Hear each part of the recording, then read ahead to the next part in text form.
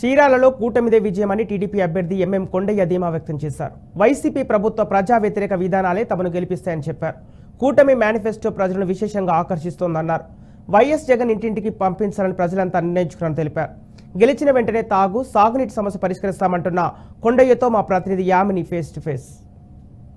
నమస్తే, welcome to BRK news. This is Yamini. మనం చీరాల కూటమి టీడీపీ అభ్యర్థి ఎంఎం కొండయ్య గారితో ఉన్నాం. వారి ప్రచారం ఎలా జరుగుతోంది, నియోజకవర్గంలో ఎలాంటి రెస్పాన్స్ వస్తుంది, వారి మాటలను అడిగి తెలుసుకుంటాం. నమస్తే. ఇది ప్రచారానికి సంబంధించిన టైం కాబట్టి ప్రచారం ఎలా జరుగుతుంది?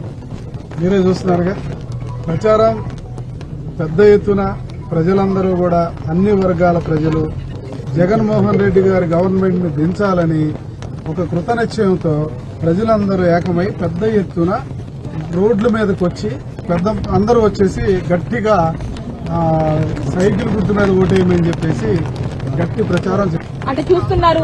మీ మేనిఫెస్టోకి వెళ్తున్నారు, వైసీపీ మేనిఫెస్టోకి వెళ్తున్నారు. అంటే సూపర్ 6 వర్సెస్ నవరత్నాలు ప్లస్ ఎలా ఉందండి? నవరత్నాలు ఫెయిల్ అయినాయి కాబట్టి సూపర్ 6 ప్రజల్లో బాగా నాటుకుపోయినాయి.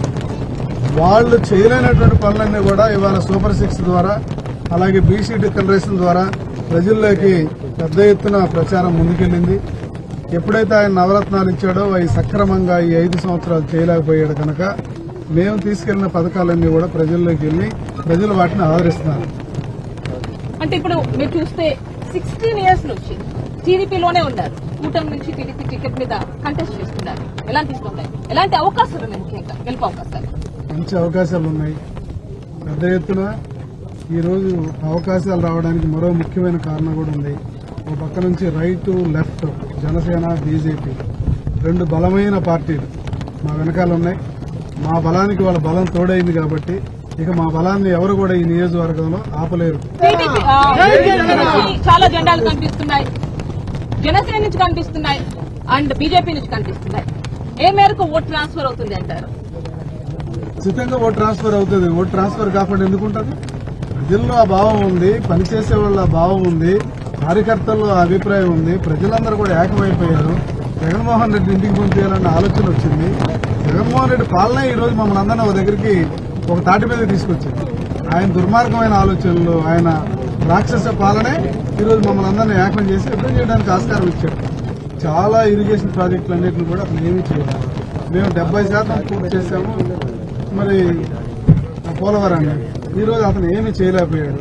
మేము తయారు చేసిన పట్టిసీమ 4 జిల్లాలకు నీళ్లు సప్లై ఇస్తున్నటువంటి పట్టిసీమ, వెస్ట్ గోదావరి, కృష్ణా, గుంటూరు, ప్రకాశం జిల్లాలకు నీళ్లు ఇస్తున్నాడు. కానీ కేవలం చంద్రబాబు నాయుడు గారు ఈ పథకం చేశాడు కనుక, అంటే దాన్ని తీసుకొచ్చి ప్రజలకు అందించాడు కాబట్టి మనం ఆ పని చేయకూడదని ఆపేసినందుకే మొన్న వాళ్ళ ఇరిగేషన్ మంత్రి అంబటి రాంబాబు నేను నీళ్లు ఇవ్వలేనని చెప్పాడు.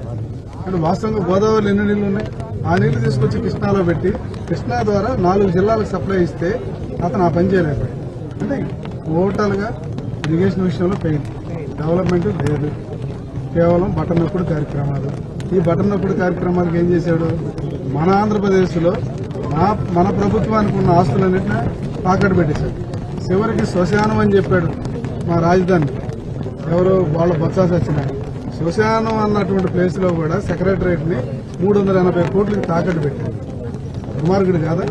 మంచోడు అతను. ఏమన్నా సమాజం అతను గౌరవిస్తుందా? సమాజంలో అతన్ని వెలేసే టైం దగ్గర పడింది. రేపు 13 ఎలక్షన్ అతన్ని వెలేస్తారు ప్రజలు. 13 వచ్చే ఎలక్షన్స్ పోలింగ్ దగ్గర. అంటే ఫైనల్ గా అండి మీ నియోజకవర్గానికి మీరు గెలిచిన తర్వాత పర్టికులర్ గా కొంతమంది ఉంటుంది, నాది డ్రీమ్ ప్రాజెక్ట్, ఇది నేను చేయాలనుకుంటున్నాను అనుకుంటూ ఉంటారు. మేము ఒక టెక్స్టైల్ పార్క్ తీసుకురావాలన్నటువంటి ఆలోచన, ఇక్కడ ఉన్నటువంటి టూరిజం డెవలప్ చేయాలన్నటువంటి 2వ సెంటర్. చీరాల పరిశుభ్రంగా ఉండాలి, డ్రైనేజెస్ అంతా కూడా చక్కగా మురుగునీరు అంతా బయటకు వెళ్లాలంటే 2 డ్రైన్లు డెవలప్ చేయాలి. ఒకటి కుందేరు, ఇంకొకటి దండుబాడు. ఇది చేయాలి. ఇంకా మా అదృష్టం బాగుంటే ఇంకో 2 పెద్ద ప్రాజెక్టులు ఉన్నాయి. ఒకటి ఫిషింగ్ హార్బర్ తెచ్చుకోవాలి, ఇంకోటి ఇక్కడ రైల్వే ట్రాక్ మీద వంతెన తీసుకోవాలి. ఇది కాకుండా చీరాల్లో ఉన్నటువంటి చాలా మంది ప్రజలకి జగన్మోహన్ రెడ్డి పుణ్యమా అని చెప్పేసి పెన్షన్ లేవు, అలాగే రేషన్ కార్డ్స్ లేవు. అలాగే చాలా మందికి ఆధార్ కార్డ్స్ కూడా తీసుకురాలేదు. మరీ ఎస్టీలు అయితే మరి కొంతమంది ఎస్టీలు అయితే దారుణమైన పరిస్థితుల్లో ఉన్నారు. వాళ్ళకు ఒక గిరిజన కార్పొరేషన్ ఉందని తెలియదు, వాళ్ళకి గిరిజన పాఠశాలలు ఉన్నాయని కూడా తెలియదు. వాళ్ళందరినీ కూడా బయటకు తీసుకురావాలి. చిన్న చిన్న బీసీ కులాలను కూడా తక్కువ చేర్చుకోవాలి. బలహీన వర్గాలను ఒక దారికి తీసుకురావాలి. ఇక్కడున్న ఎస్సీలు, ఎస్టీలు, మైనార్టీస్ అందరికీ మేము దగ్గర అవ్వాలి. వాళ్ళకి మేము ఏం సేవ చేయాలా, ఏం చేయాలనే దాని మీద ఒక పక్కా ప్రణాళికతో ఈ రోజు నేను ఎలక్షన్లోకి వెళ్ళాను. ఓకేనండి, thank you so much and all the best. MM Kondaiah garu మనకి కూటమి తరఫు నుంచి టీడీపీ అభ్యర్థి, ఆయన special interview with BRK news. All the best చెప్తూ thank you and stay tune to BRK news.